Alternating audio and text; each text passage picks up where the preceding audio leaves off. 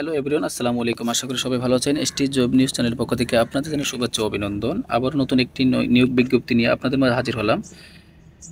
৬টি পদে মোট ৮২ জন জনবল নিয়োগ দিয়েছে বাংলাদেশ সরকারের কর কমিশন কার্যালয়, ঢাকা ২৫। পদের সংখ্যা এবং বেতন স্কেল এবং শিক্ষাগত যোগ্যতা, অভিজ্ঞতা এবং কোন কোন জেলা প্রার্থীগণ আবেদন করতে পারবেন তা বিস্তারিত আলোচনা করব। আলোচনার যাওয়ার পূর্বে একটি রিকোয়েস্ট, যারা আমার চ্যানেলটি এখনও সাবস্ক্রাইব করে না, চ্যানেলটি সাবস্ক্রাইব করে বেল আইকনটি অন করে রাখুন।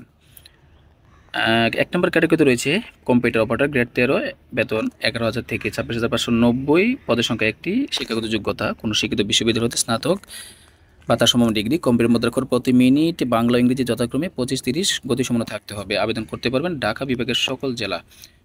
ক্যাটাগরি ২ প্রধান সহকারী, গ্রেড ১৩, ১১,০০০ থেকে ২৬,৫৯০। পদের সংখ্যা ১৭, শিক্ষাগত যোগ্যতা এবং শিক্ষিত বিশ্ববিদ্যালয় হতে ন্যূনতম দ্বিতীয় শ্রেণী ও তার সিজিপিএতে স্নাতক বা তার সমমান ডিগ্রি। কম্পিউটার টাইপিং অবশ্যই আপনাকে জানতে হবে। ৩ নম্বর ক্যাটাগরিতে রয়েছে উচ্চমান সহকারী, গ্রেড ১৪, ১০,২০০ থেকে ২৪,৬৮। পদের সংখ্যা ১১, শিক্ষাগত যোগ্যতা কোনো শিক্ষিত বিশ্ববিদ্যালয়তে স্নাতক বা তার সমমান ডিগ্রি। কম্পিউটার বেসিক ট্রেনিং অবশ্যই আপনাকে থাকতে হবে। ৪ নম্বর ক্যাটাগরিতে রয়েছে ৬০ মুদ্রাক্ষরিক কাম কম্পিউটার অপারেটর, বেতন গ্রেড ১৪, ১০,২০০ থেকে ২৪,৬৮। পদের সংখ্যা ১৯, শিক্ষাগত যোগ্যতা কোনো শিক্ষিত বিশ্ববিদ্যালয় হতে ন্যূনতম দ্বিতীয় বিভাগ বা তার সমমান, সিজিপিতে স্নাতক। কম্পিউটার ব্যবহারের দক্ষতা, ইমেল প্রসেসিং, ওয়ার্ড, ফ্যাক্স ইত্যাদি জানতে হবে। আবেদন করতে পারবেন ঢাকা বিভাগের সকল জেলা। ৫ নম্বর ক্যাটাগরিতে রয়েছে অফিস সহকারী কাম কম্পিউটার মুদ্রাক্ষরিক, বেতন গ্রেড ১৬, ৯,৩০০ থেকে ২২,৪৯০।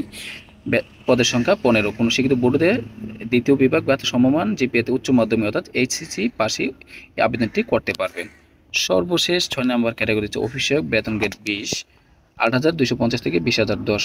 পদের সংখ্যা ১৯, কোনো শিক্ষিত বোর্ড হতে মাধ্যমিক স্কুল সার্টিফিকেট বা তার সমমান পরীক্ষা উত্তীর্ণ অর্থাৎ এসএসসি প্রার্থীরাই আবেদন করতে পারবেন। আবেদন করতে পারবেন ঢাকা বিভাগের সকল জেলা। তো ধন্যবাদ ভিডিওটি মনোযোগ সহকারে দেখার জন্য। ভালো থাকুন, সুস্থ থাকুন। আসসালামু আলাইকুম।